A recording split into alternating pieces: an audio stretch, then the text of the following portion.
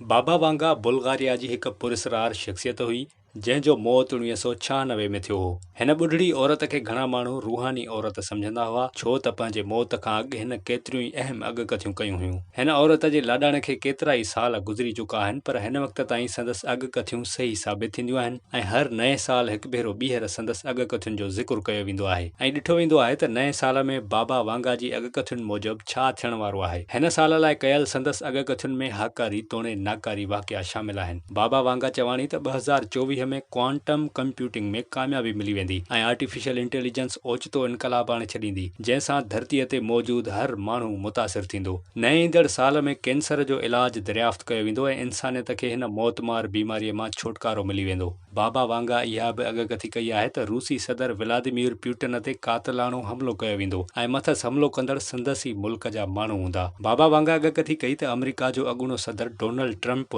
2024 में पुरस्कार बीमारीअ में मुब्तला थी वेंदो। बाबा वांगा 2024 लाइ साइबर हमलनि में वाध खां ख़बरदार कयो हो। अॻकथी मूजिबि हैकर्स हसास इंफ्रास्ट्रक्चर खे निशानो बणाईंदा, मिसाल तौर पावर ग्रिड ऐं वाटर प्लांट्स वग़ैरह। बाबा वांगा मूजिबि 2024 में मौसमियाती तब्दीलियुनि जे असरनि जे करे तबाही आणींदड़ कुदरती आफ़तूं ईंदियूं। मथिएं साल ख़तरनाक मौसमी हालतूं वधी वेंदियूं, तूफ़ान ऐं ॿोॾूं ईंदियूं जंहिंसां वॾे पैमाने ते तबाही ऐं जानी नुक़सान थींदो। हुन इहा अॻकथी कई त पैसिफिक रिम वारे इलाइक़े में वॾो ज़लज़लो ईंदो जंहिंमें वॾो जानी नुक़सान ऐं माली नुक़सान थींदो। बाबा वांगा अॻकथी कई त 2024 में हिकु वॾो मुआशी बहिरान ईंदो जेको आलमी मईशत खे मुतासिर कंदो। हिक ॿी अॻकथी मूजिबि हिकु ड्रैगन सॼी धरतीअ ते कब्ज़ो करे राज कंदो जेको रूस, चीन ऐं भारत थी सघे थो, पर बाबा वांगा ड्रैगन जो लफ़्ज़ इस्तेमालु कयो आहे जंहिंमां मुराद चीन आहे। हिते इहा ॻाल्हि ॼाणण ज़रूरी आहे त जेतोणीकि बाबा वांगा जूं अॻकथियूं सही साबित थींदियूं आहिनि पर के अहिड़ियूं अॻकथियूं बि आहिनि जेके दुरुस्त न थियूं हुयूं ऐं इहो सम्झिजे त मुस्तक़बिल जी अॻकथी करणु हमेशह दुरुस्त नाहे हूंदो। उहे वाक़िया फर्दनि ऐं समाजी अमलनि जे करे तब्दील बि थी सघनि था। अव्हां खे ॿुधाईंदा हलूं त बाबा वांगा 1911 में ॼाई ऐं 1996 ताईं बल्गारिया में हयाती गुज़ारियईं।